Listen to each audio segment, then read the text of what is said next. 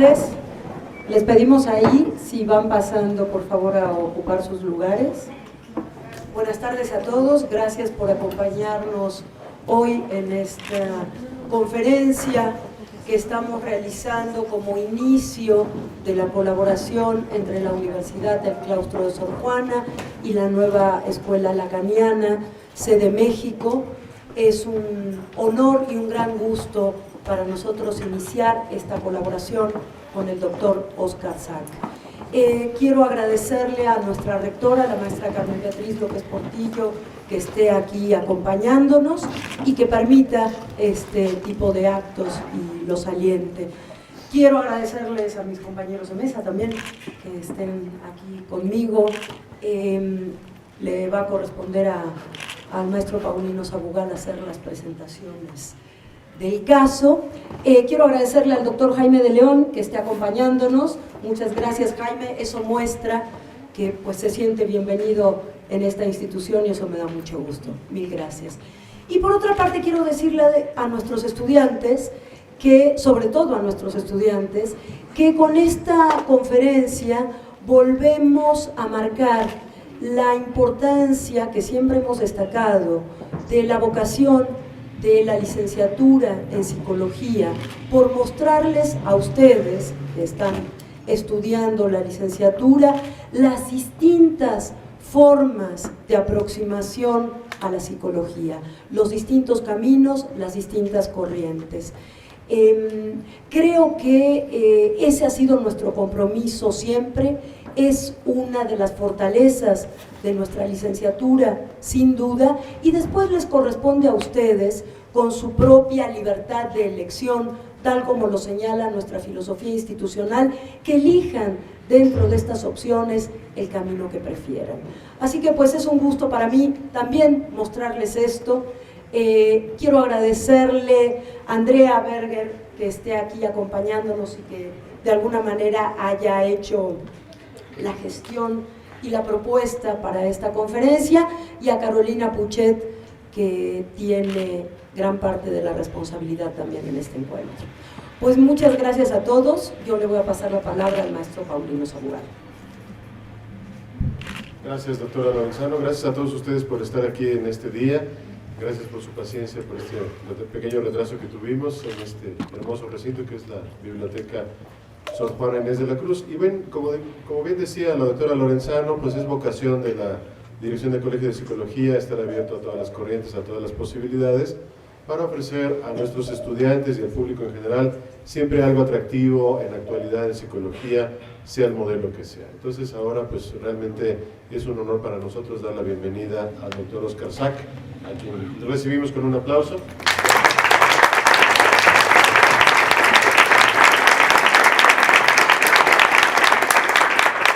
A Viviana Berger, que viene justamente de la nueva Escuela Lacaniana del Campo Freudiano, con la que estamos reforzando vínculos y haremos muchas actividades, y a todos los colegas que de esa institución están aquí también presentes. Bienvenidos todos al Claustro de Sor Juana.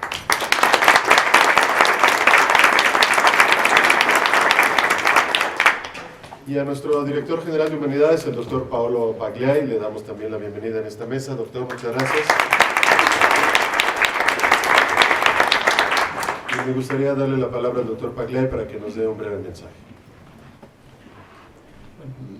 Solamente la explicación del por qué estoy aquí, creo que es la señal que Humanidades está aquí, que psicología es parte de Humanidades, Humanidades es parte de psicología, como debe de ser el sentido de la pertenencia. Aquí hoy no están solo los estudiantes de psicología, están los colegas de otras carreras. Es importante para entender el cuerpo de Humanidades. Me parece que esa es la señal, ese es nuestro interés, escuchar al doctor, reflexionar cada quien desde su punto de vista disciplinario. Enhorabuena, muchas gracias.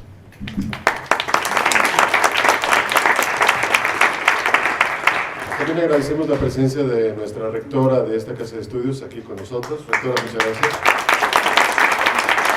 A nuestros profesores y colegas funcionarios de esta Casa de Estudios, también todos bienvenidos. Ahora le voy a dar la palabra a Viviana Berger para que nos haga favor de presentar a nuestro invitado de honor. Viviana, por favor. Bueno, buenas tardes a todos. En principio, una disculpa por la demora, hemos tenido un inconveniente para llegar en relación al recorrido. Bueno, y solamente unas palabras para presentar al invitado e introducir el tema. Bueno, por supuesto, queremos agradecer a las autoridades de la universidad por alojarnos en su casa y sí, ojalá sea el comienzo, ¿no?, de estrechar los vínculos de intercambios con la institución. Bueno, como les decía, estamos, bueno, como ya habrán escuchado, estamos en el día de hoy con Oscar Sack, que es un colega de la Escuela de la Orientación Lacaniana de Buenos Aires, a quien recibimos con gran expectativa y entusiasmo. Le damos formalmente la bienvenida y auguramos unas jornadas muy fructíferas de trabajo que se inician con esta conferencia, pero que en el día de hoy se continúa, esta vez en nuestra sede de la escuela, a las 19:30 en el encuentro de biblioteca, donde se presentará el último libro que ha escrito Oscar Sack, que se llama Los Decides del Amor.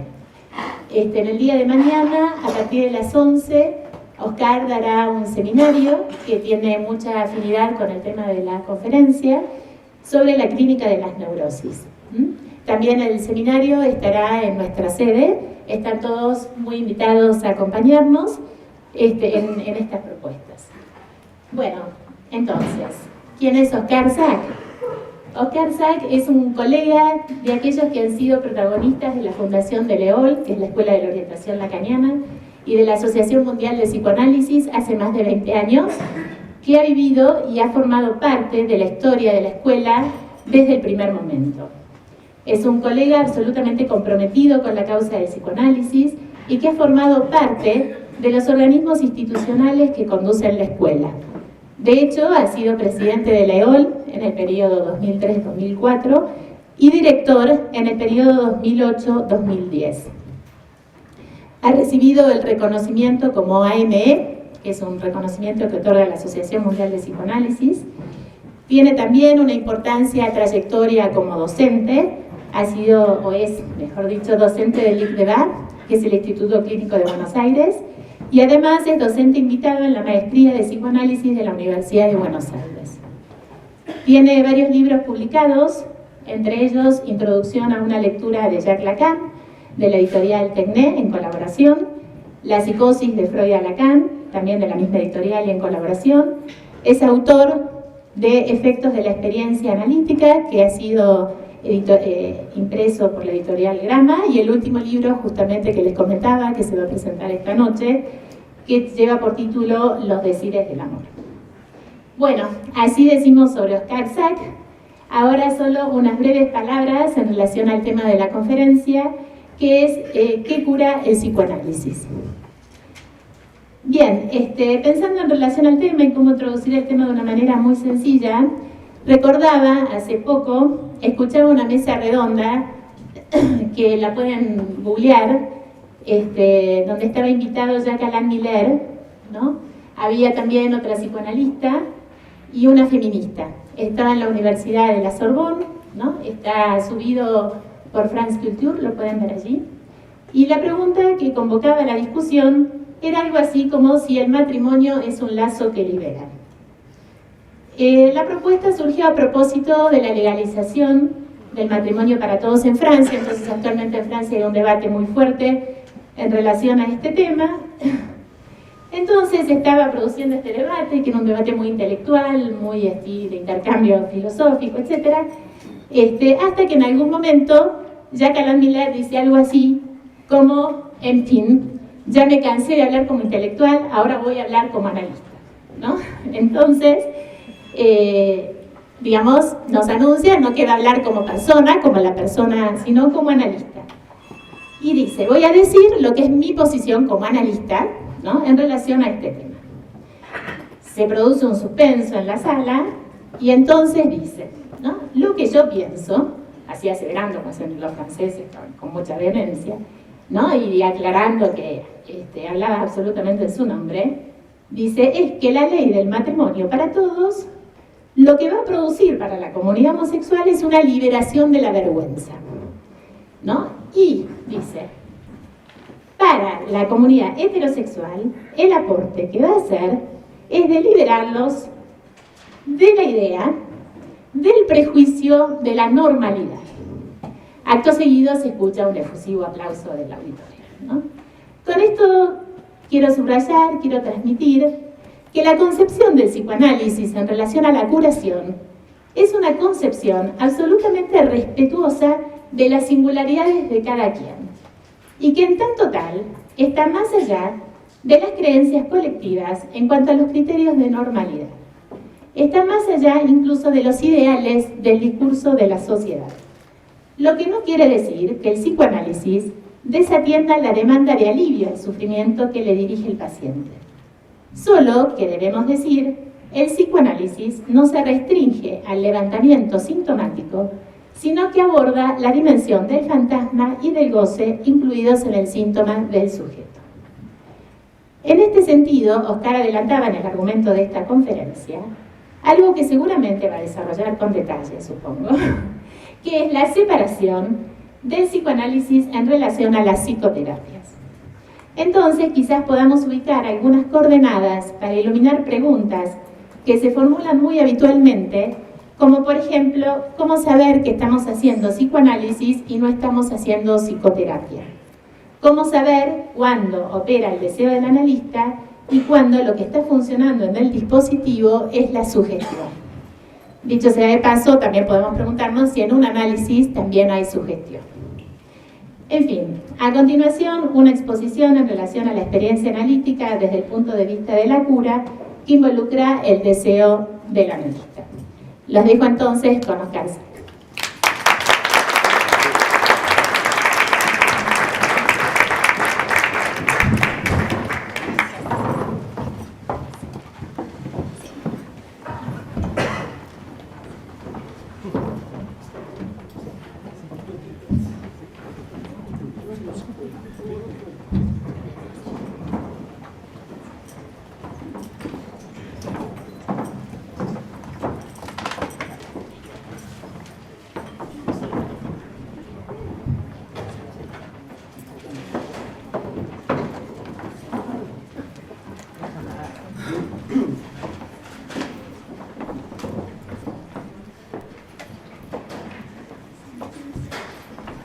Me han dejado solo.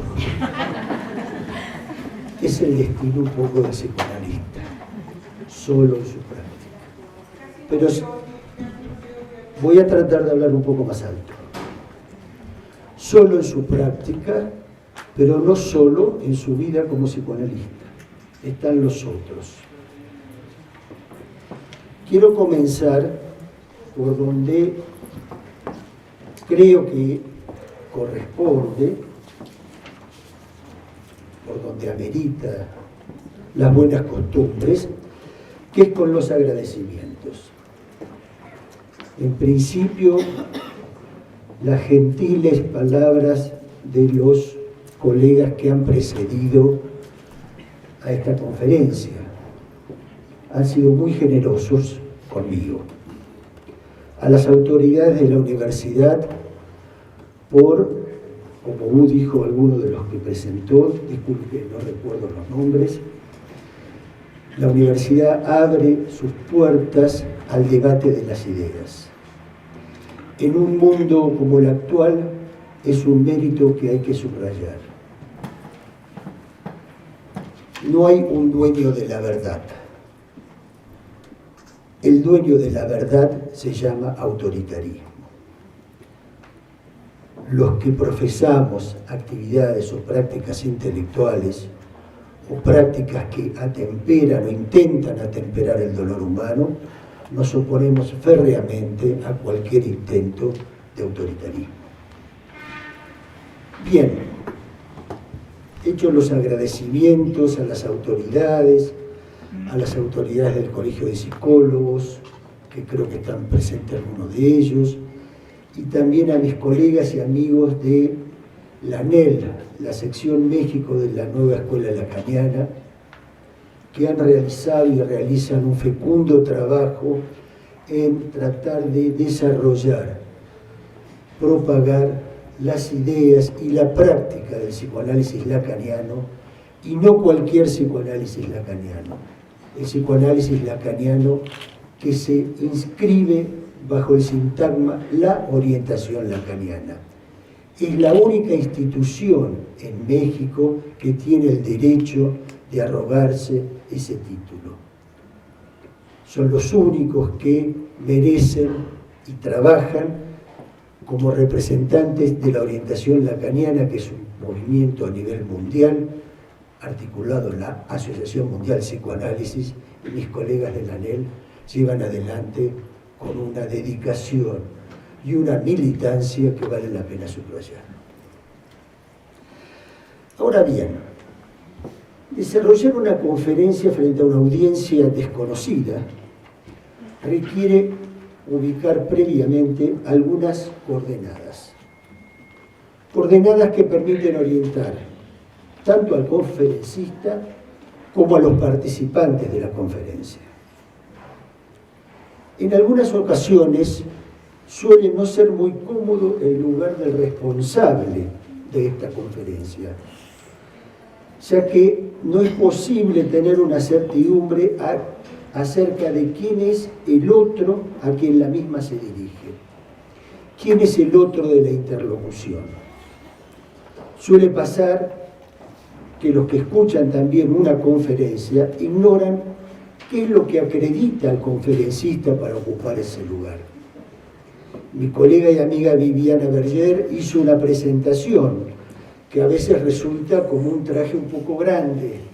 Es un poco incómodo escuchar todo junto cosas que uno ha hecho a lo largo de 30 y pico de años o 40 años de práctica profesional. Es decir, que ustedes tienen todo el derecho de preguntarse qué es lo que me acredita a mí, más allá de esos títulos, a poder ocupar este lugar. Ubicada esta tensión, hay que decir que suele tratarse de una ignorancia recíproca entre los dos polos de la interlocución. Este lazo tiene un nombre. Se trata de una doble desuposición del saber. El desafío que voy a tratar de asumir es cómo pasar de esta desuposición inicial a una esperable suposición del saber. Voy a partir de una idea que me orienta, que los que están aquí, los aquí presentes, y este es el otro que yo me construyo para dialogar, están concernidos, aunque sea por curiosidad, por un interés por el psicoanálisis lacaniano. Ahora bien, es indudable que en los comienzos del siglo XXI, nuevos desafíos se presentan tanto para el psicoanálisis como para los psicoanalistas, como también así para todos los practicantes que orientan su acción sostenidos en el efecto curativo que la palabra posee. Los tiempos actuales, regidos bajo el significante de la hipermodernidad, han demostrado que irrumpen nuevas problemáticas que van obligadamente determinando nuevas consideraciones de nuestra práctica. Esto hace que hoy los psicoanalistas nos ocupemos de algunos fenómenos y acontecimientos que nos eran un poco ajenos hace 20 o 30 años. Las modificaciones en el campo de lo político, de lo cultural, de lo científico, fueron determinando que los analistas obligadamente nos vayamos transformando en un objeto más dúctil, más al alcance de todo el mundo. Objeto útil, no solo para responder a las llamadas nuevas angustias y nuevos síntomas, anorexias, bulimias, adicciones, ataques de pánico, etc., sino también para que podamos participar con algunas respuestas a las situaciones que, viniendo del campo de lo social, irrumpen en la subjetividad moderna, creando nuevas causas para el sufrimiento subjetivo. Los psicoanalistas debemos participar en los debates culturales del mundo actual. Ahora bien, es sabido que el psicoanálisis no es original ni novedoso en tratar de ser eficaz por medio de las palabras. tratar de ser eficaz frente al dolor o el desamparo del ser humano.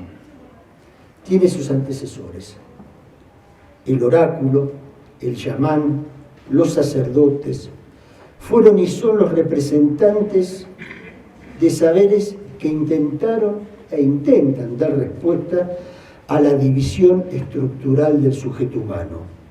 Son, por así decirlo, los antecesores del sujeto supuesto saber.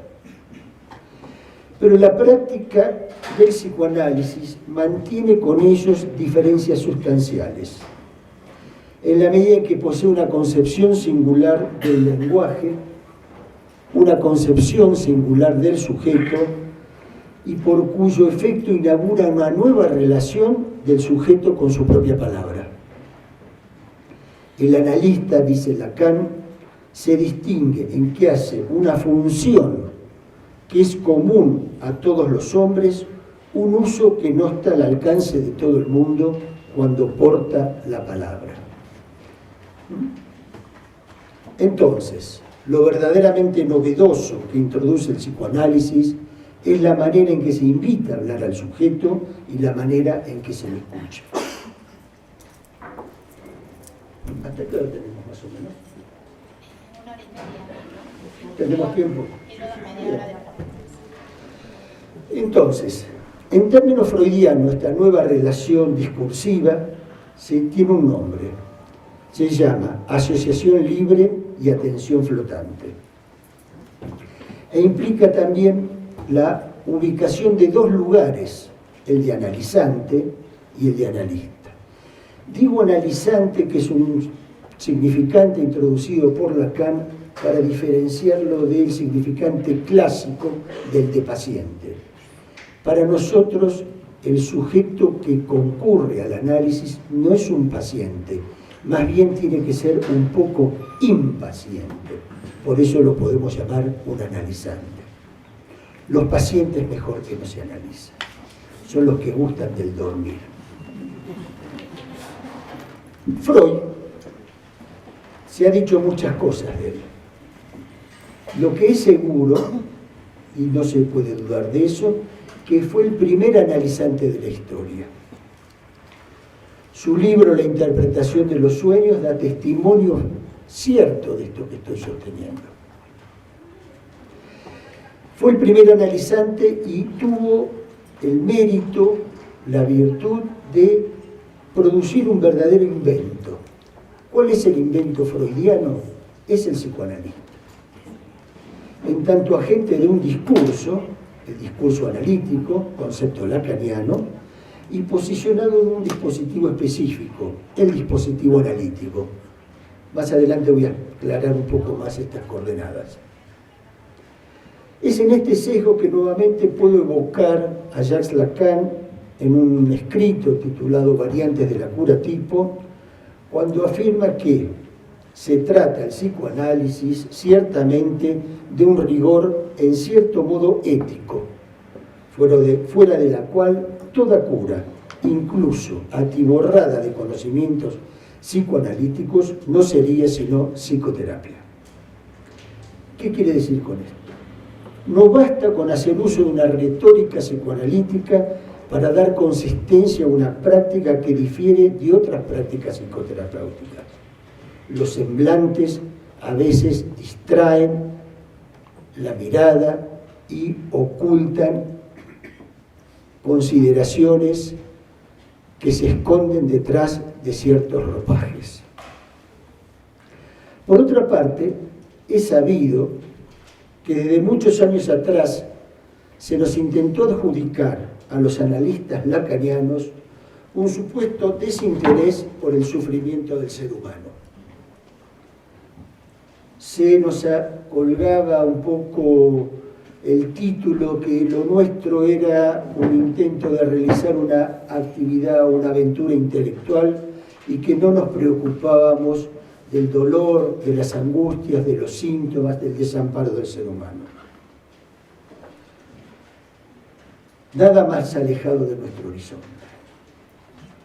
Frente a estas críticas, a veces malintencionadas, a veces por ignorar la doctrina y el hueso del pensamiento y la práctica lacaniana, no está de más de recordar la afirmación freudiana, que sostenía que en el psicoanálisis la cura viene por añadidura.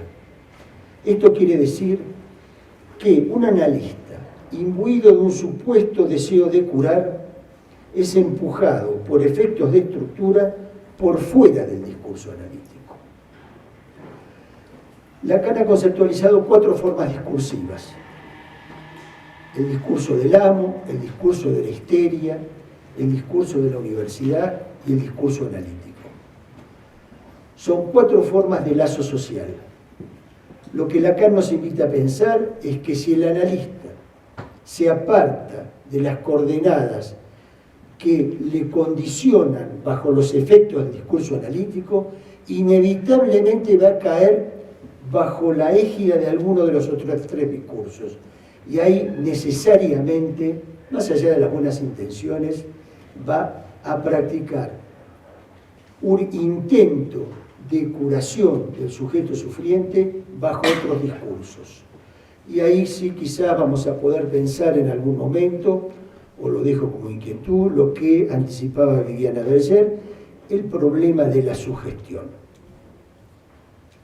Entonces, esta preocupación ubica en nuestro horizonte la necesidad de ser los custodios de una práctica específica, recordando que la preocupación por el destino del psicoanálisis no fue ajena a Freud, quien ya en el año 1910, en su artículo El porvenir de la terapia psicoanalítica, sostiene esta cuestión sobre 3 factores. Primero dice, progreso interno, es decir, el progreso de la doctrina. Segundo, un incremento de la autoridad, es decir, un incremento de la autoridad del psicoanalista en el campo de lo social. Y tercero, el efecto general de nuestra labor, es decir, no despreocuparnos de los resultados de nuestra práctica, que siempre apuntan a tratar de acompañar al sujeto a que encuentre un mejor vivir en su vida. Ahora bien, Freud advertía acerca de las resistencias que emanarían desde el campo de lo social en relación al psicoanálisis, en tanto que la sociedad, decía Freud, no vería con agrado la revelación de sus daños y de sus imperfecciones, y que se nos acusa de socavar los ideales porque destruimos algunas ilusiones, observando y también orientando a los practicantes que no debemos olvidar que los psicoanalistas no debemos ubicarnos en nuestra práctica como fanáticos higienistas o fanáticos terapeutas.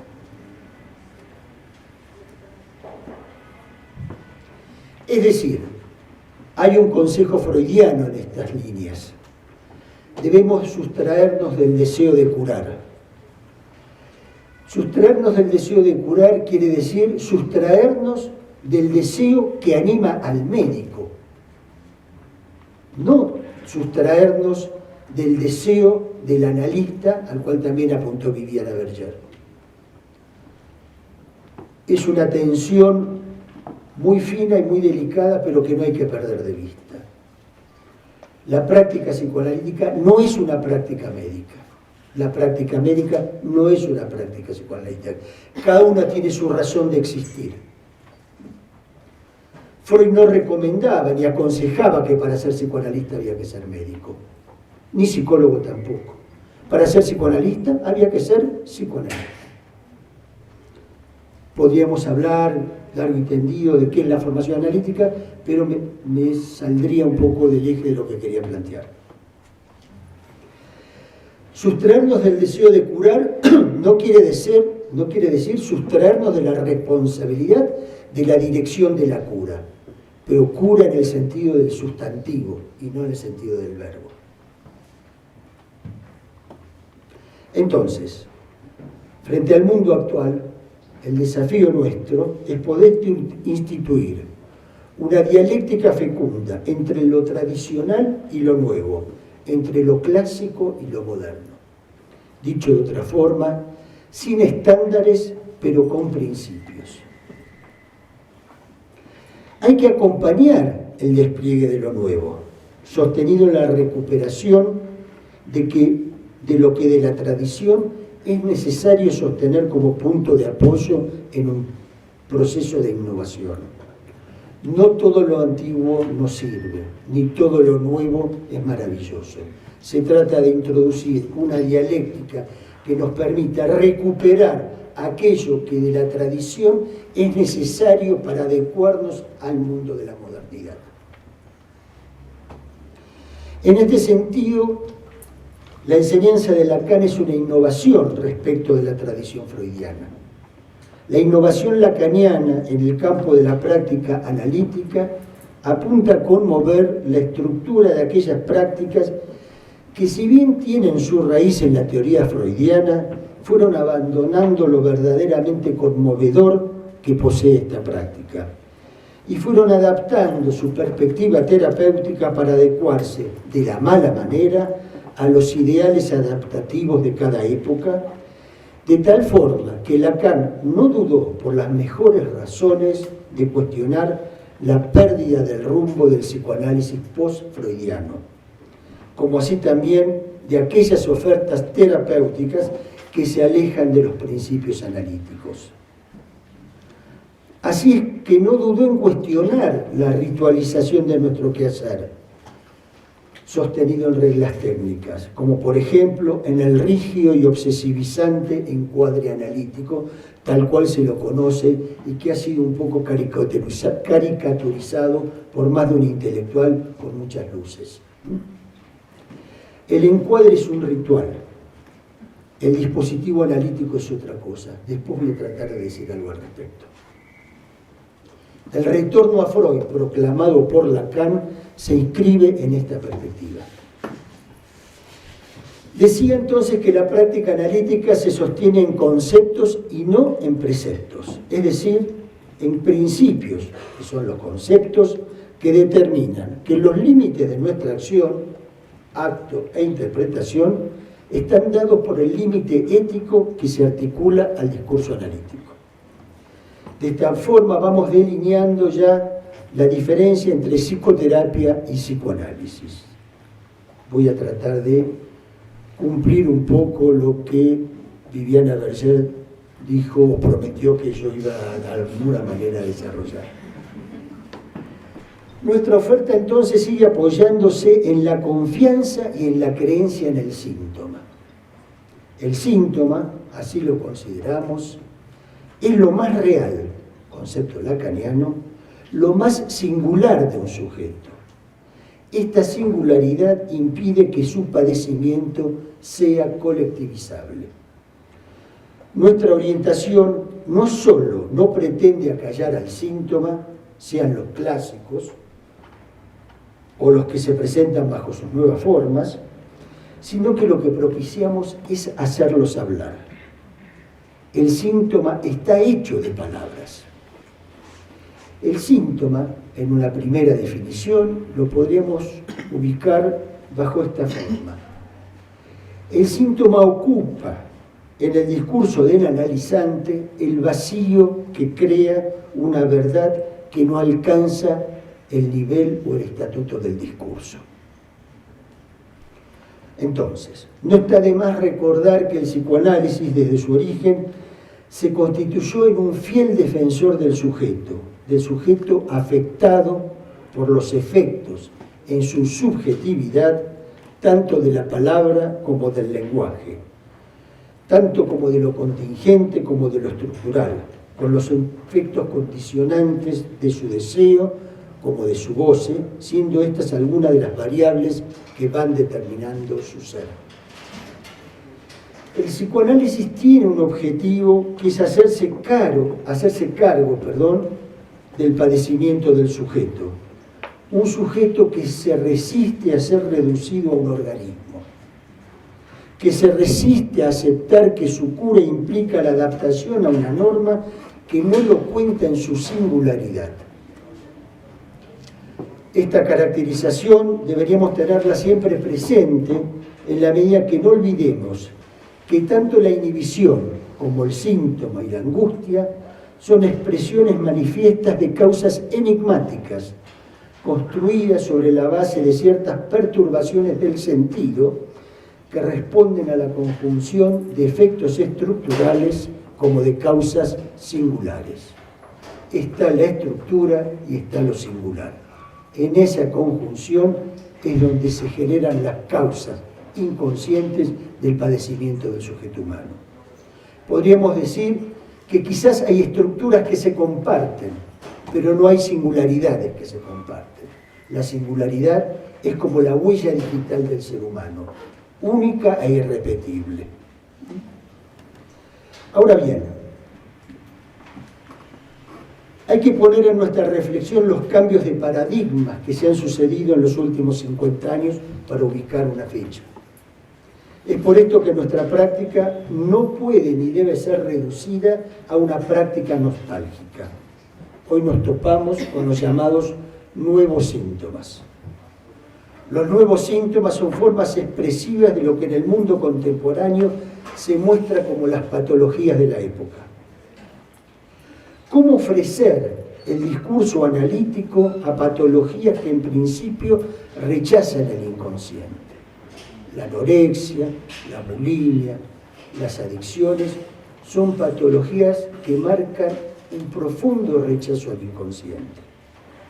La histeria clásica como contrapartida, que todavía existe, no rechaza el inconsciente.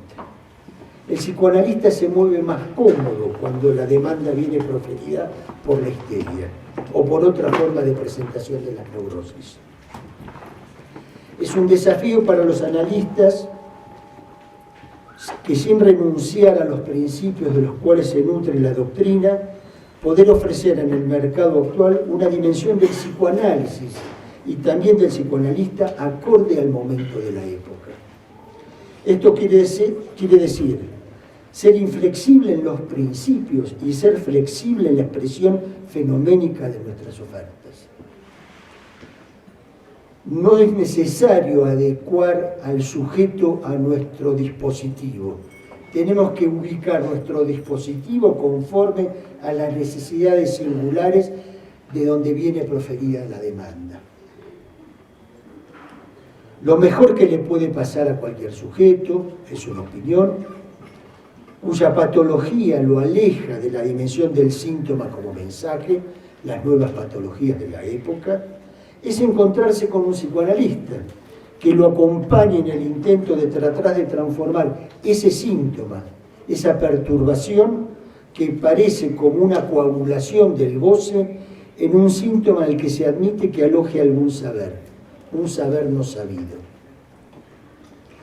Como contrapartida a esta perspectiva se encuentra la aspiración de algunas prácticas que, vestidas del ropaje de la ciencia, pretenden describir, construir una descripción programada de cada uno de nosotros, desde la programación genética hasta la programación del entorno, pasando por el cálculo cada vez más preciso de los riesgos posibles, tratando de hacer existir así una causalidad programada, casi un oxímoron. Llegado a este punto cabe la pregunta: ¿qué puede esperar un sujeto del psicoanálisis? ¿Cuál es su eficacia? ¿Qué destino para el síntoma? La eficacia del psicoanálisis no debería ser puesta nunca en duda, en la medida en que se admita el poder que la palabra puede tener en un sujeto. Pero a diferencia del pensamiento mágico, el psicoanálisis intenta dar cuenta de la función de la causa singular que hace que cada uno de nosotros sea un ser inclasificable. Causa que se revela en las formas de gozar de cada sujeto, que se revela en el síntoma, se revela en la inhibición, se revela en la angustia. El psicoanálisis promueve que la cura de la neurosis implica curarse del propio destino. Luego voy a aclarar un poco esta más idea. Digo, curarse del propio destino quiere decir que el pasado condiciona, pero no condena. El sujeto siempre es y será responsable, mas no culpable, de sus elecciones, tanto en el campo del deseo como en el campo del goce. Es lo que Lacan llamó la insondable decisión del ser. Para poder transitar este camino, Freud funda un dispositivo de palabra, que quiere decir que el sujeto que habla dará su consentimiento al hecho que a partir de su decir se puede ubicar lo que dice en torno a alguna verdad singular. Así brevemente se introduce el concepto de inconsciente y el de interpretación analítica, que hay que subrayar que no se la debe confundir con la hermenéutica. Si bien la hermenéutica es una interpretación, la interpretación analítica no es una hermenéutica. La interpretación analítica apunta a buscar un efecto sujeto, renunciando a buscar un supuesto sentido último.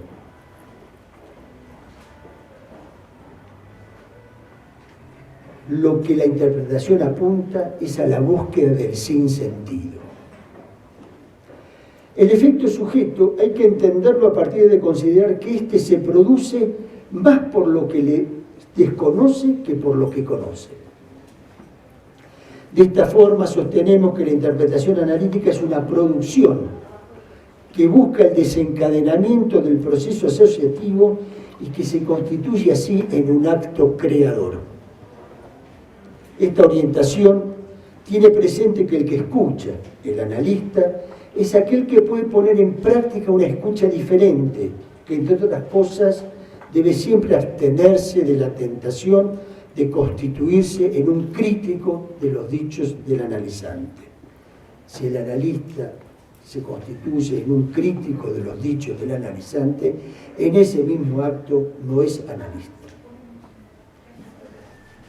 La escucha diferente también quiere decir que el analista es el que admite que la misma opera a partir de su no saber del caso que le toca escuchar. Es la manera de sostener el principio que dice que cada caso es un caso único.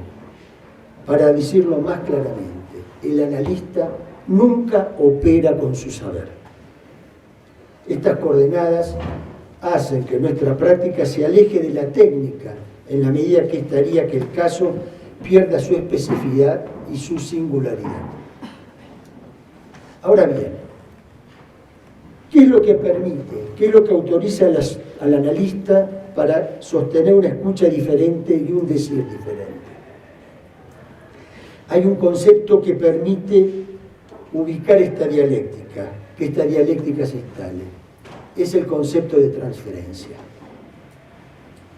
La primera aproximación que podemos introducir es que es el nombre que se le da a la presencia o a la expresión de los afectos que se presentan en el lazo entre analista y analizante desde la perspectiva del analizante.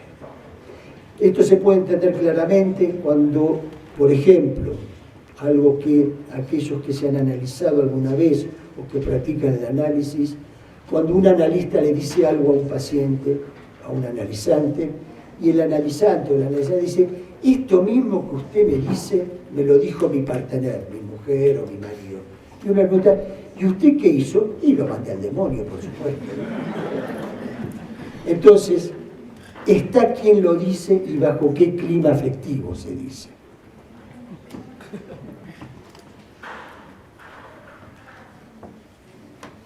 Nuestra concepción de la transferencia hace que el psicoanálisis no sea una terapéutica como los demás. Y si no es una terapéutica como los demás, el analista no es un terapeuta como los demás. ¿Dónde ubicar la diferencia? La misma es estructural. No basta con generar los semblantes caricaturesco, como decía antes, del dispositivo analítico para ser eficaz en esa práctica.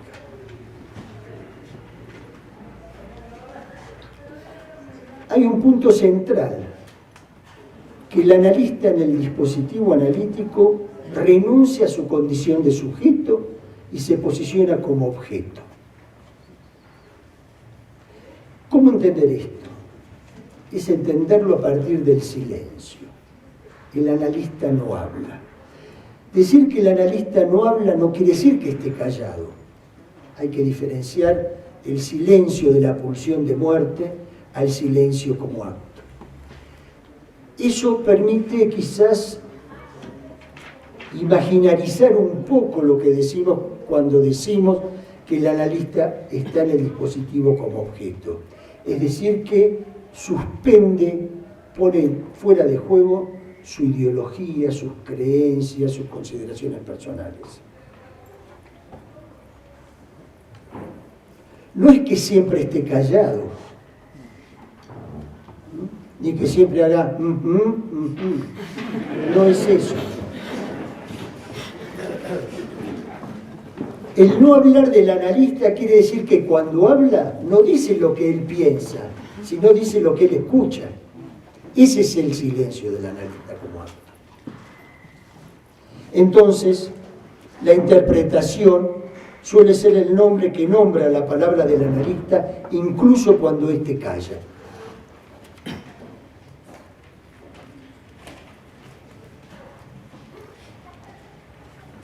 Ya se puede empezar a perfilar la diferencia que ubicamos entre el psicoanálisis y la psicoterapia. Lacan tiene una frase provocativa. Dice, la psicoterapia conduce a lo peor. Tiene un efecto de provocación, de irritar a los honestos psicoterapeutas, porque lo saben. No vamos a hacer un fundamentalismo de todas estas cuestiones, ¿no? Pero vamos a ver por qué Lacan dice que la psicoterapia conduce a lo peor.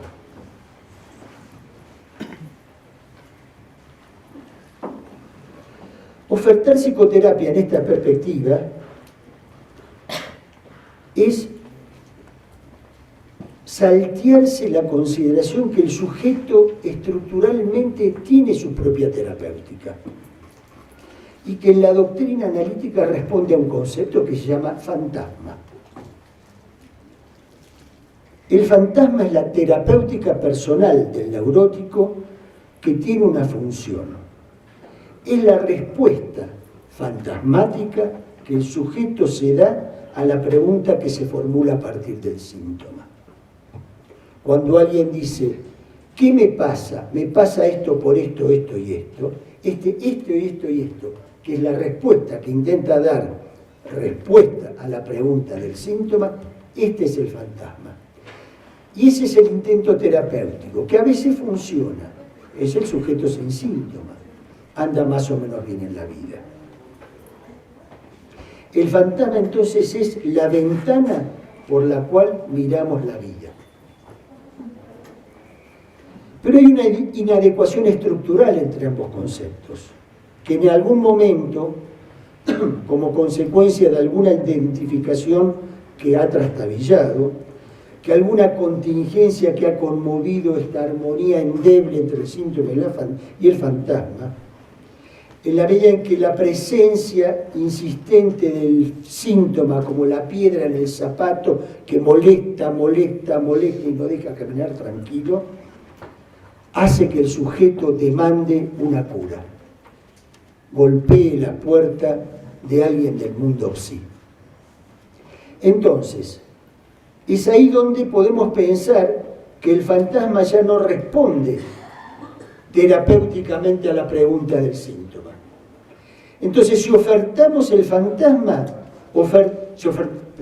mi equivocación tiene toda una lógica. Si ofertamos la terapéutica, si la terapéutica es concebida como la vuelta a un statu quo anterior al desencadenamiento de la neurosis, ¿me siguen hasta aquí? Eso sería ofertar, reconstruir el fantasma que ya se ha mostrado ineficaz para sacar la piedra del zapato. Por eso sería que la terapia conduce a lo peor, cuando la terapia se imaginariza tratando de reconstruir el statu quo anterior al desencadenamiento de la neurosis. Una vez que se desencadena la neurosis, quiere decir que el síntoma y el fantasma ya no hacen buenas migas.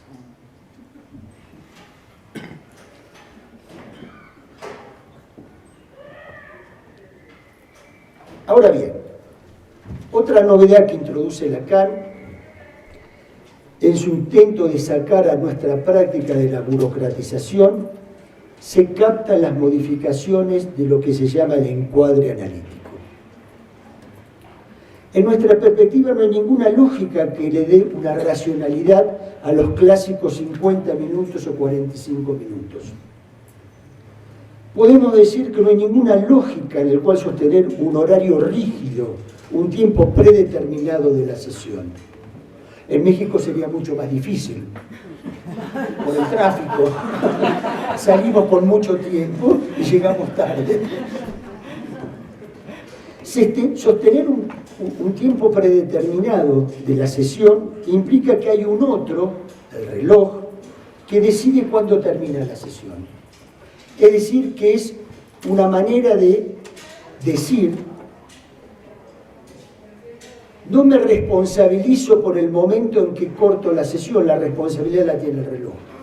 Eso intenta, me parece, poner un poco desresponsabilizadamente la práctica analítica en lo que le cabe como responsabilidad al analista. Entonces, en nuestra perspectiva, podemos ser variables en el tiempo de las sesiones, podemos ser variables en la durabilidad del tratamiento, e incluso también Lacan avanza en la conceptualización del final de análisis respecto a la perspectiva freudiana. La enseñanza de Lacan, entonces, conmueve las bases doctrinarias de la práctica clásica. Lacan, a la rutina obsesivizante de los 50 minutos y del encuadre, le opuso la invención. Al dormir, Lacan le opuso el despertar. ¿Cuántas veces pasa en nuestra práctica, por lo menos en la práctica de los 50 minutos, me ha pasado cuando empecé como psicoanalista en Buenos Aires hace muchos años, encontrarme o de reojo mirando el reloj, o ver que el paciente o el analizante desde el diván también miraba de reojo el reloj para ver cuándo terminaba él. Es decir, que cada sesión tiene su tiempo lógico, tiene su momento conclusivo, y ese momento conclusivo ubica al analista como responsable de su acto.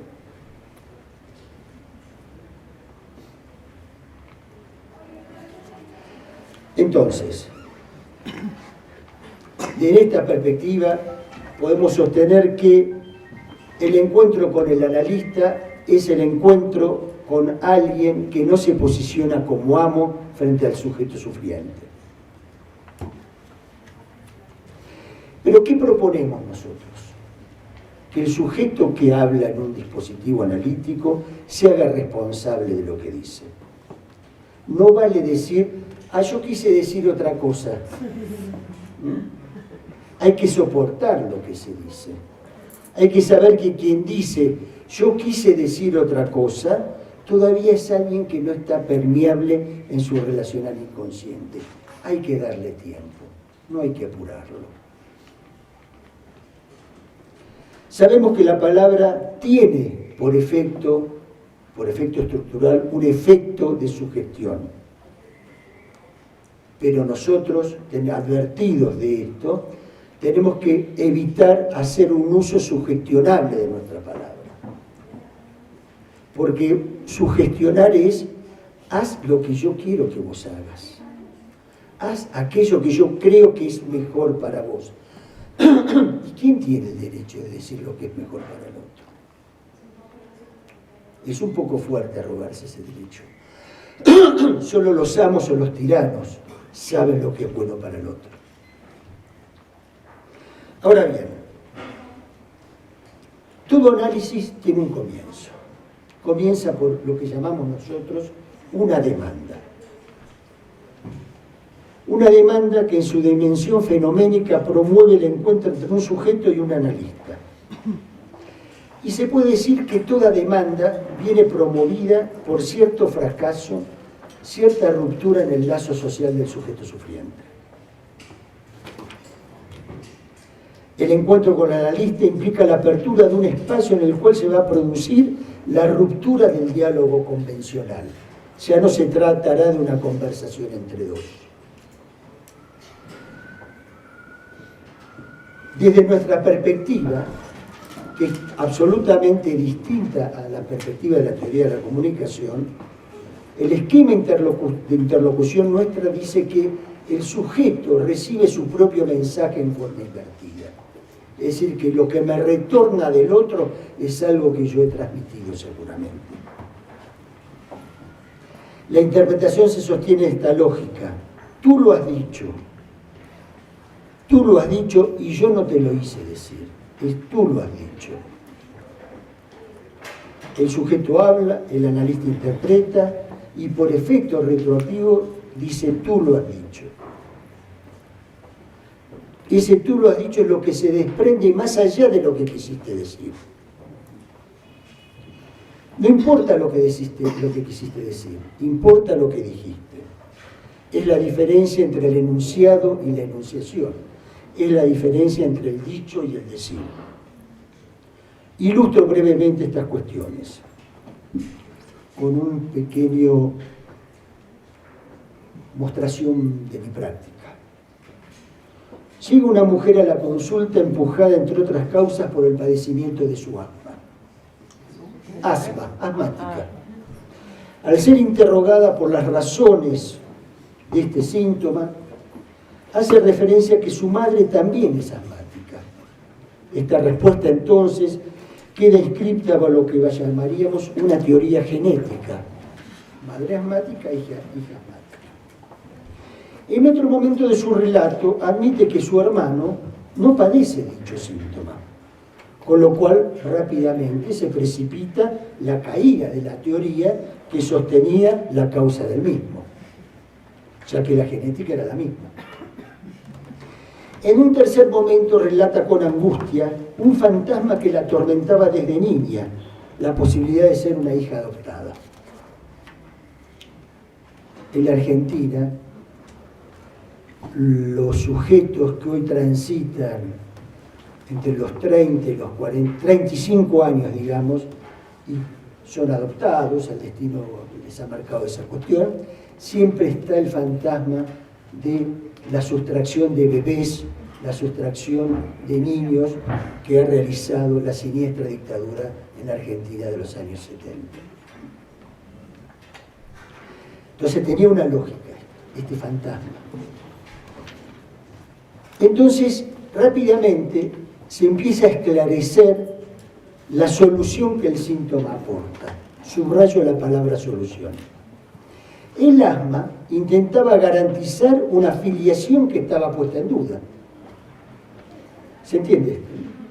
Entonces, despejado el lazo perturbador entre el síntoma y el fantasma, se pudo concluir ese tiempo de las llamadas entrevistas preliminares para dar comienzo al análisis. Esta perspectiva intenta transmitirles lo diferente que hubiera sido si para este sujeto se encuentra con un terapeuta, médico, etcétera, que considera efectivamente el asma como una patología proveniente de una madre sobreprotectora, se escuchan estas cosas, a madre ahogante y asmática, se escuchan estas cosas, o como una deformación de una perturbación coyuntural que no respete la singularidad de ese síntoma como asma. Entonces, fíjense lo interesante. El sujeto viene con una certidumbre inconsistente. Soy asmática porque soy hija de asmático. Es una certidumbre, pero es inconsistente. Y nosotros, frente a la certidumbre inconsistente, le oponemos la duda fecunda. Es decir, una duda fecunda como primer tiempo para arribar a una certidumbre consistente. Es decir que certidumbre inconsistente, duda fecunda, para arribar a una certidumbre consistente. Soy esto, por ejemplo. Otro ejemplo. Un joven comienza el relato hablando de sus explosiones de ira. que terminan en situaciones de mucha angustia personal. Sujeto irritable, sujeto intolerante, no sin consecuencias para él mismo. Un problema serio para él y para su familia, que él lo llama estados de explosión de ira y de violencia. No llega a la acción, no llega a agredir al prójimo, está ahí nomás, pero no llega. Pero entra en un estado de desesperación. Indagando un poco más acerca de este síntoma, relata su rigidez subjetiva para poder tramitar de la buena manera los momentos desagradables de la cotidianidad de su vida, de lo cotidiano de su vida, es decir, de las contingencias. Es un sujeto que no admite la contingencia, no quiere admitir la contingencia, un obsesivo típico. Es alguien que se va cargando y no encuentra canales eficaces de la dialectización de esa violencia, la que le va generando esta explosión. Entonces yo le digo algo así como, pero la explosión no es un problema, la explosión es una solución. Usted suma, está a punto de explotar y explota para después poder seguir sumando.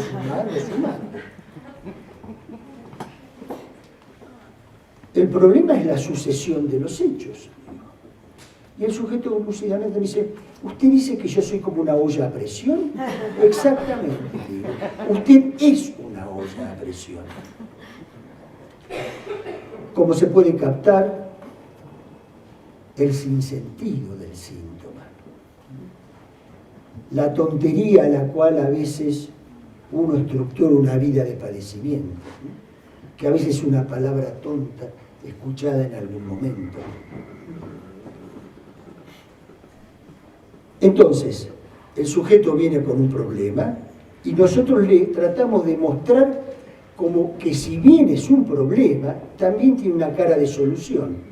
Es decir, que ya el síntoma no es algo a suprimir, porque si suprimimos el síntoma, si pudiésemos suprimir el síntoma, también estamos suprimiendo la solución singular que el sujeto encontró para su vida. Solución mala, hay que decir, pero solución al fin.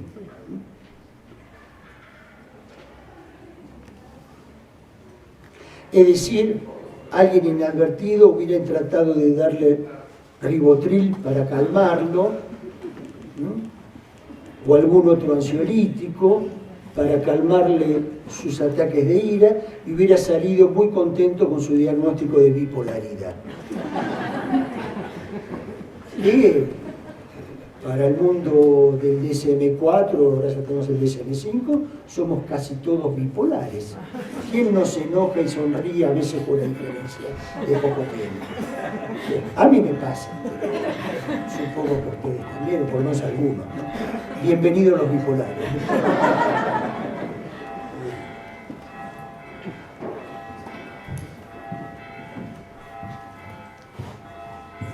Ahora bien, brevemente voy a hablar un poco de los efectos terapéuticos y los efectos analíticos. Voy a ir achicando un poco, así podemos hablar algún tipo de interlocución.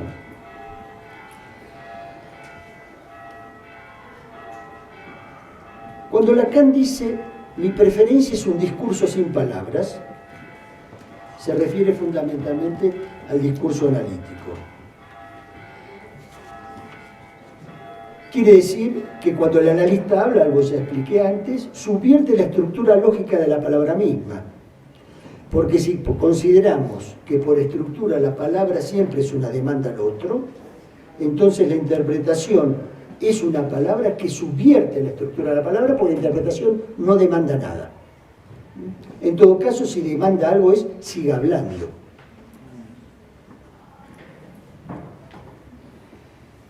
Esto hace que el analista sea un objeto y no un sujeto en el dispositivo.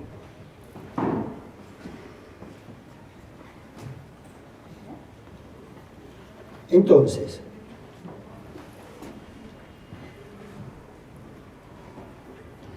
el psicoanalista no se propone que el analista se conduzca en la vida conforme a los ideales del analista ni del mundo contemporáneo que le toca vivir, sino que nuestra máxima orientación es que el sujeto encuentre su propia solución. No hay soluciones universales para el malestar singular. Cada sujeto son como los trajes a medida. El traje a medida es el traje a medida. Nuestra propuesta es esa, es que cada uno en su análisis, en su experiencia analítica, puede ir construyendo su traje a medida, a diferencia de el prêt-à-porter que se encuentra en cualquiera de las maravillosas tiendas que se encuentra en la Ciudad de México, como en las grandes ciudades. Es una prenda a medida que no tiene una marca que ustedes la van a encontrar en la prenda del vecino. Va a tener el nombre propio de cada uno, y no Yves Saint Laurent o alguno de esos nombres que todos podemos usar, y es razonable que lo hagamos. Entonces, cuando decimos que apuntamos al sentido, es porque apuntamos a lo insensato que tiene el hueso del síntoma neurótico. Estar aferrado, como el caso que les conté de la mujer, durante 25 años a un padecimiento asmático aterrorizante, porque se le cruzó la idea que podía ser una niña adoptada, es insensato y carece de sentido de una perspectiva. Tiene el sentido de la singularidad, no tiene el sentido del universal. Entonces, todo síntoma tiene dos caras, decía. Es la extraña conjunción entre la satisfacción pulsional que otorga y el de funcionar como un obstáculo en la vida del sujeto. Es estar bien en el mal. El síntoma hace que el sujeto obtenga satisfacción en su propio malestar. Es la conjunción entre satisfacción y displacer.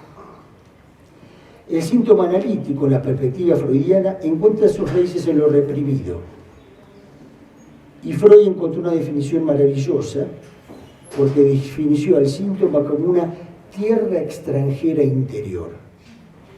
Es una frase, me parece, llena de verdad y de poesía. Así el síntoma se articula a lo reprimido, a lo pulsional, a la sexualidad infantil. Esta novedad que aporta el psicoanálisis marcha a contrapelo de las ofertas de confort y bienestar universales que fracasan porque el sujeto no se desprende así nomás de su síntoma en tanto le produce una satisfacción. Los sujetos aman a su síntoma, aunque parezca absurdo. El sujeto no se desprende fácilmente de su síntoma. Lo que el psicoanálisis nos muestra vía el síntoma es la relación disarmónica problemática del sujeto consigo mismo. Ahora bien, ¿qué puede esperar un sujeto que lleva su análisis hasta lo más avanzado posible? En primer lugar, debe esperar curarse de su neurosis. Como decía anteriormente, curarse del destino, sosteniendo que el sujeto siempre es responsable de sus elecciones. Curarse del propio destino es, sin lugar a dudas, lograr soltar las amarras en las que el neurótico se encontraba capturado. Es desvincularse de los efectos que el deseo del otro y su posición de goce respecto del mismo lo determinaban en su neurosis. Es un desprendimiento y un desanudamiento de aquellas identificaciones que lo gobernaban y es donde el sujeto era gobernable. Es el tiempo de lo que nosotros llamamos destitución subjetiva, que implica no solo una destitución narcisista, sino la instauración de un nuevo orden de subjetividad. Se trata entonces de construir una vida apoyada no ya en los ideales, sino en sus propias carencias, en sus propias limitaciones, lo que nosotros llamamos en su propia castración. Esto tiene una consecuencia inmediata: abandonar por siempre la ilusión de la armonía subjetiva, abandonar por siempre la ilusión de intentar hacer inexistente lo real. Si el síntoma es armónico con el inconsciente, para nosotros psicoanalistas, la normalidad es el síntoma, ya que no será neurótico al final del análisis. Se tratará de un saber hacer con él. Como se puede captar, se trata de encontrar una salida singular para cada sujeto. Una salida que se adecue a esa forma de goce que lo hace ser un sujeto no universalizable. Es lo que llamamos el pragmatismo psicoanalítico. Lo que el psicoanálisis no cura es resuelto bajo la vía del cambio de posición subjetiva respecto de lo que llamamos lo incurable. Hay un camino, hay una apuesta, y que se trata y va a constituir un progreso si logramos, por lo menos en mi perspectiva, hacer que el discurso psicoanalítico se propague, que el discurso psicoanalítico no se reduzca a una práctica para una élite intelectual o una élite acomodada. El psicoanálisis ofrece al sujeto una salida al laberinto en el cual suele embrollarse su vida. Le permite desembarazarse, lo cual no es poco, de las trampas a que lo somete su inconsciente. Para concluir, ¿cuál es la propuesta, la oferta que el psicoanálisis promueve? Lo voy a decir en las palabras de Samuel Beckett. Si todos los caminos son equivocados, solo resta encontrar el camino equivocado que más le conviene a cada uno. Esta es la apuesta del psicoanálisis. Gracias.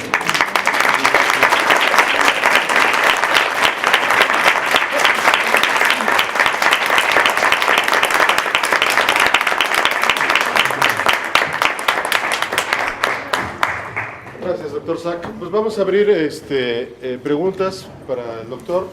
Nos queda una media hora. ¿Alguien que quiera hacer alguna pregunta, algún comentario? ¿Me ayuda, por favor?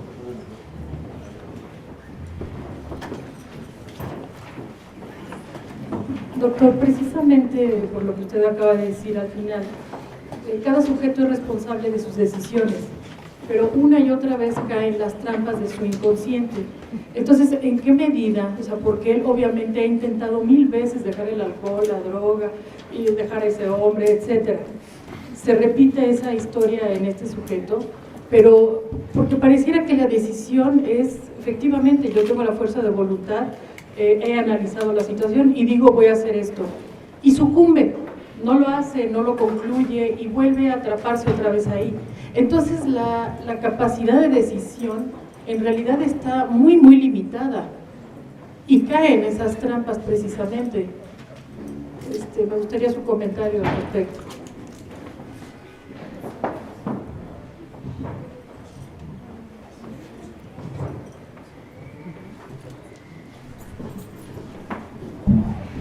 Muy bien, gracias por la pregunta. Usted utiliza un concepto central para el psicoanálisis, que es el de repetición. El sujeto, dice Freud, repite para no recordar. La repetición es una forma de satisfacción pulsional absolutamente inconsciente para el sujeto. Entonces, cuando usted alude a que un sujeto, tomemos el caso, usted habló de 2 rasgos, me parece, las adicciones y los problemas amorosos, que también a veces son adictivos. A veces uno encuentra que algún partener, un hombre, una mujer, se separa de uno, se vincula con otro, y rápidamente encuentra que este segundo es muy parecido al primero. Y pasa al tercero y encuentra que el tercero es muy parecido al segundo y al primero. Entonces es como ese sujeto es una máquina de atrapar a aquel que le sea compatible a esa satisfacción pulsional del malestar. Problema de todos los días. No alcanza la fuerza de voluntad, porque la fuerza de voluntad es un concepto que remite a una instancia que nosotros llamamos una decisión yoica.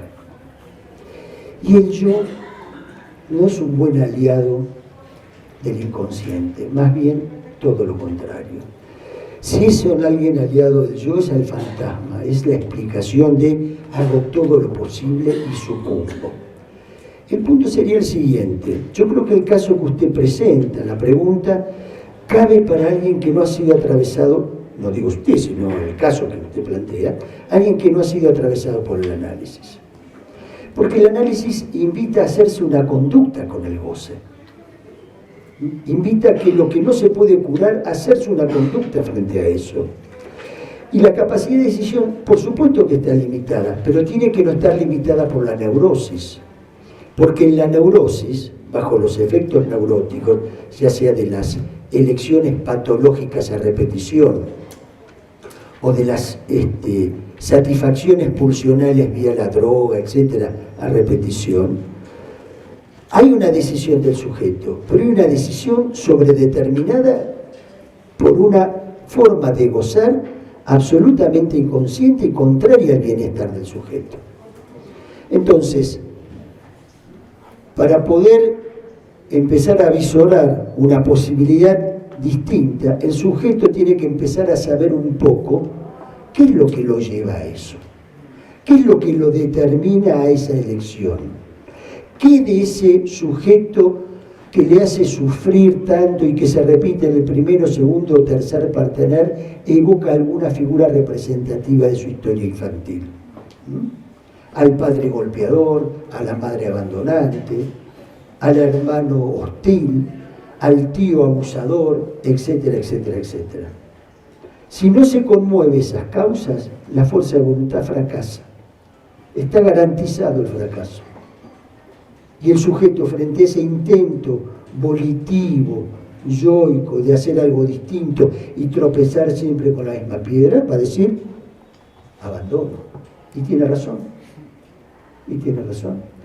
Porque el animal humano es el único que tropieza 2 veces con la misma piedra. Y si tropieza 2 veces con la misma piedra, hay que decir que alguna satisfacción la piedra le produce. No es que el ser humano es tonto, es neurótico, pero no tonto. No sé si arriba un poco... ¿Alguien más? ¿Por acá? ¿Ningún comentario, no?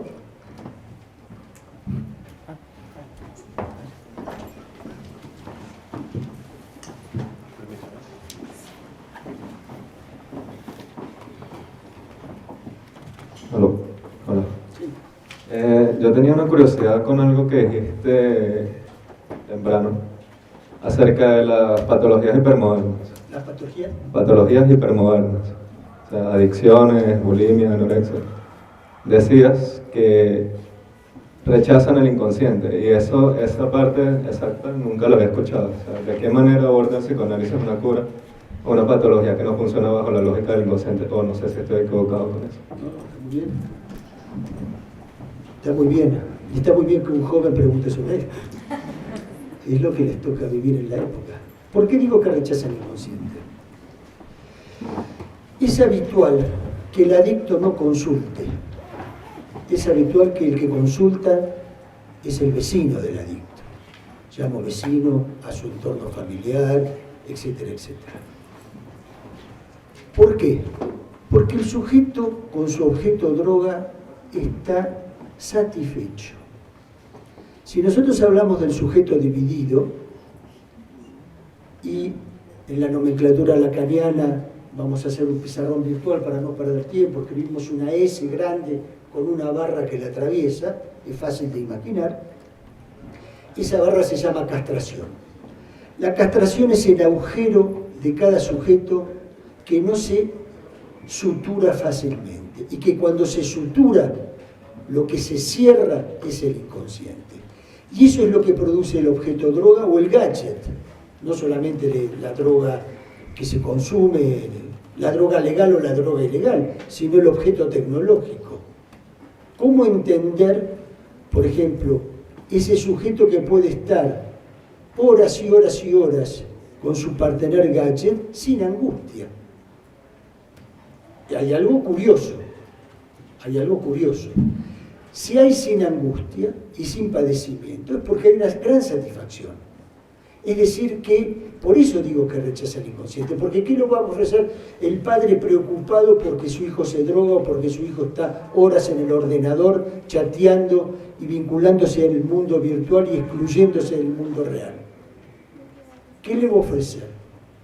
Le va a ofrecer el inconsciente. Es decir, que lo que el sujeto encontró como cura, ¿sí?, para sí mismo, el padre preocupado con razón, o la madre preocupada con razón de ese sujeto, le va a decir, mira, esto no funciona así, esto está mal. Y él puede decir, ¿por qué está mal? ¿Qué es lo que tiene de malo?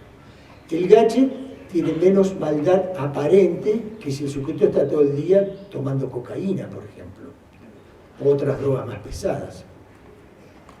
El gadget tiene la particularidad de ser un objeto de droga más aceptado socialmente. De hecho, acá cada uno tiene su gadget. Supongo que no hay nadie que no tenga un celular, ¿no? Y la particularidad es que cuando uno compra un celular, ya es viejo. En el mismo momento que lo está pagando, ya es viejo. Ya no sirve, porque salió el iPad nuevo. Entonces, frente a ese sobreexceso de oferta, el sujeto no advertido intenta suturar su angustia de la falta a partir del objeto.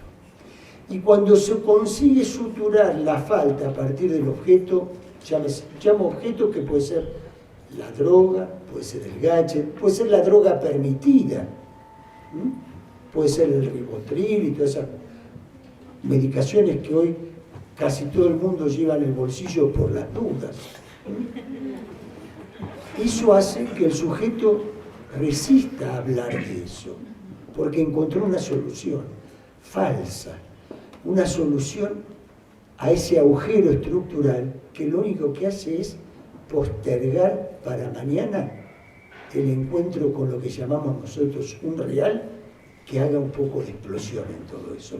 Y ese encuentro está garantizado, ¿eh? El encuentro con la contingencia que le va a conmover su subjetividad está garantizado. En eso podemos ser oraculares, casi adivinos. No sé si... Entonces, en ese sentido, es un sujeto que rechaza el hablar de sí mismo. Se busca la división del sujeto. Exactamente. Otro ejemplo paradigmático, a mí siempre me llama la atención, quizás porque soy un poco antiguo en ese punto, es probable, ver dos jóvenes, cada uno con su chuc, chuc, chuc. No hablan entre ellos. A lo mejor están chateando uno al lado del otro.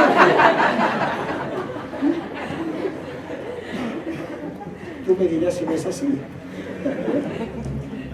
Yo no lo puedo hacer porque ya no veo bien con las letritas, pero tampoco es una práctica que me apasiona, digamos, ¿no? En ese sentido hablé del rechazo del inconsciente. Entonces, cuando alguno de estos sujetos llega al análisis, vienen traídos en general, traídos por el otro. Llámese la justicia, llámese los educadores, llámese los padres. Es decir, que es el otro el que demanda.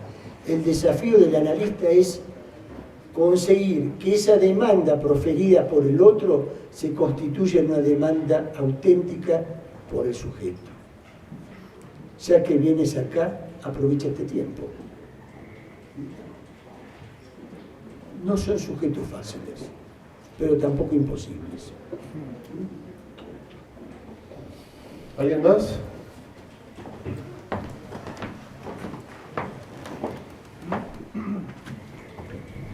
Gracias. Mi comentario y como pregunta es que si tú podrías pensar que el psicoanálisis cura a partir de lo que hace un curador de arte, ¿no? Un curador de arte, acomodar las obras, ponerle cierta lógica, ¿no? Entonces, si piensas que podría ser como la cura. Me encantó la metáfora. La cura y el arte tienen algo que ver, pero con una particularidad. No se trata que el sujeto que termina un recorrido analítico se convierta en un artista. Sería maravilloso, pero no es así. ¿Cuál es el arte? El arte es construir la propia solución, que no está escrita en su historia, que no está escrita en su programa original.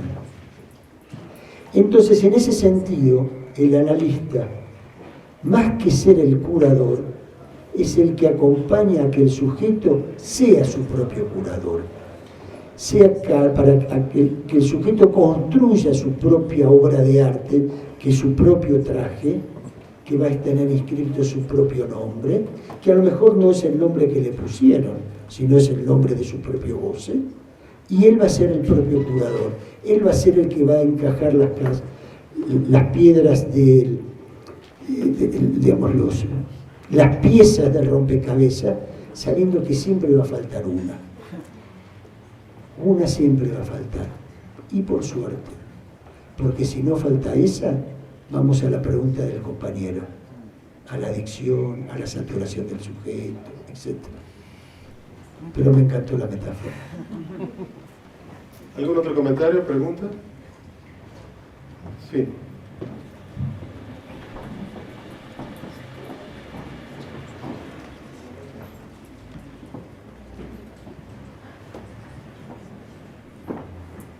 Hace un momento, en el transcurso de la conferencia, usted decía que el psicoanálisis no debe ponerse en duda,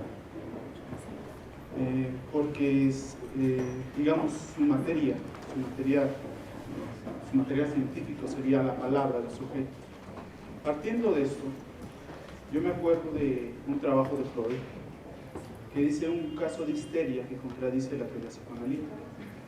Me parece que no sería una postura que eso nos vendría muy bien, que nos acomodaría, que el psicoanálisis no se cuestionara.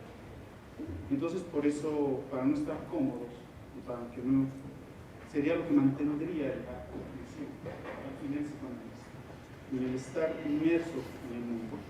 Entonces, voy a poner un poco de atención.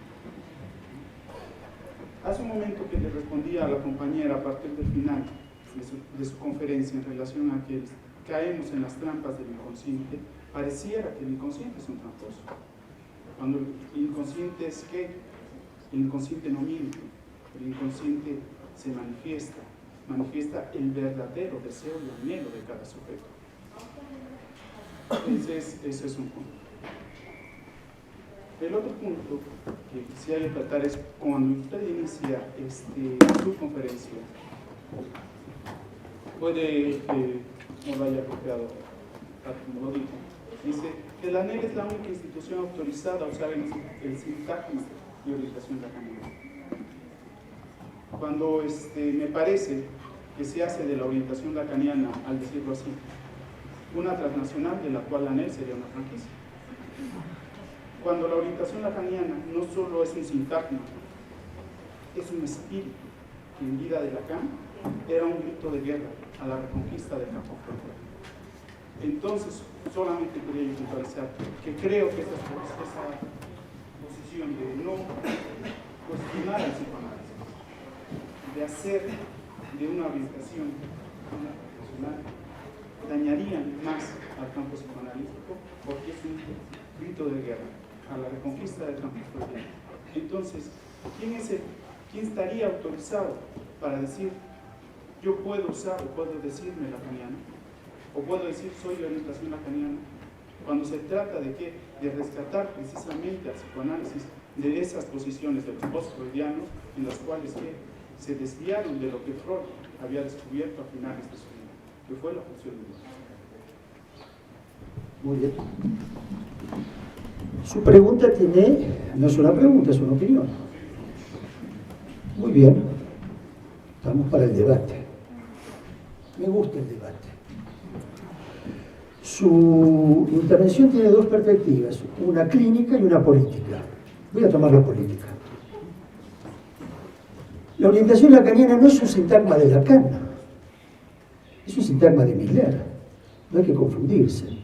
Se puede decir lacaniano quien quiera, pero la orientación lacaniana tiene nombre propio.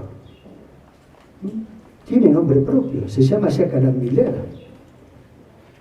Y decir que la ANEL es una franquicia de una internacional es una lectura política que puede sostenerse o puede no sostenerse. Para mí es inconsistente, está imbuida de una ideología de aquellos que pueden decirse lacanianos, tienen todo su derecho. Yo nunca dije que somos propietarios del significante Lacan, dije que somos pertenecientes a una orientación que se llama orientación lacaniana, que es un gran movimiento internacional que no tiene subsidiarios, sino que tiene secciones que adhieren a un proyecto de una lectura clínica, política y ética del psicoanálisis. Entonces, digo, si alguien usa el significante orientación lacaniana, que ponga a pie de página que hace un uso personal que lo diferencia de Jacques Alain Miller y que dé las razones de todo eso. Entonces estaría muy bienvenido. Pero utilizar el significante orientación lacaniana sin aclarar que es una orientación lacaniana que no se articula a la orientación lacaniana a la cual pertenecemos, me considero miembro de la ANEL por añadidura, a la cual pertenecemos los miembros de la ANEL, es tratar de hacer una pequeña trampita, me parece. Porque quizás sería una pequeña especulación de todo el esfuerzo que se hace, ya que Alain Miller hace 30 años dando sus cursos, estableciendo los textos de Lacan, etcétera, etcétera, y usar ese trabajo realizado por otros en beneficio propio. Esa es mi posición, que no coincide con la suya, pero hay lugar para todos en este mundo, gracias a Dios. Entonces, Lacan no es un grito de guerra. Nosotros no somos guerreros, somos militantes de una causa que va en contra de la globalización del sujeto que lo aplasta en su singularidad. Entonces, se puede decir lacaniano quien quiere, pero si alguien se dice miembro de la orientación lacaniana, que especifique, porque la orientación lacaniana es un nombre propio y tiene una orientación propia y tiene coordenadas muy singulares. Y yo sé por qué usted pregunta eso, pero no voy a decir por qué pregunta eso. Pero yo lo sé, porque creo que no es el ámbito para que discutir ese punto. Pero sí voy a decir lo que pienso como principio. Usted es lacaniano, pero usted no es de la orientación lacaniana, lo cual me parecería bien. Usted puede ser mucho más lacaniano que yo quizás, y mucho más lacaniano que la gente de la ANEL. Habrá que demostrarlo eso. Después, que el psicoanálisis no debe ponerse en duda. Voy un poco ahora a la parte clínica que usted me dijo. Usted tiene una concepción del inconsciente que podríamos discutirla. Usted dice que el inconsciente no miente. Habría que ver si el inconsciente no miente. Depende del inconsciente que usted piense, porque usted piensa el inconsciente freudiano, que no es el inconsciente lacaniano. No, hay tres. Hay tres. Usted habla del inconsciente freudiano, que es el inconsciente concebido como verdad. Es el inconsciente de Freud. Le recomiendo leer el seminario 11, el primer capítulo de Lacan, que dice el inconsciente freudiano y el nuestro. Ya hay una diferencia. Y ahí Lacan habla del inconsciente como saber. Ya no es el inconsciente verdad de Freud, ya es el inconsciente como saber. Y el saber puede mentir. Y después tenemos el tercer concepto de inconsciente, que también recomiendo las lecturas de los últimos cursos de Jacques Alain Miller, donde él habla del inconsciente real, que es el inconsciente que ya no se interpreta, es el inconsciente que ya no tiene significación más. Entonces, su pregunta tiene una pata en la clínica freudiana y una pata en una posición política lacaniana antimilleriana. Es mi lectura.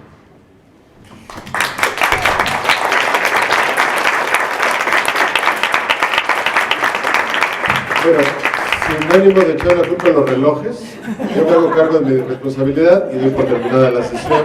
Muchas gracias a todos. Les agradezco sinceramente a las autoridades y a todos ustedes por no haberme dejado solo.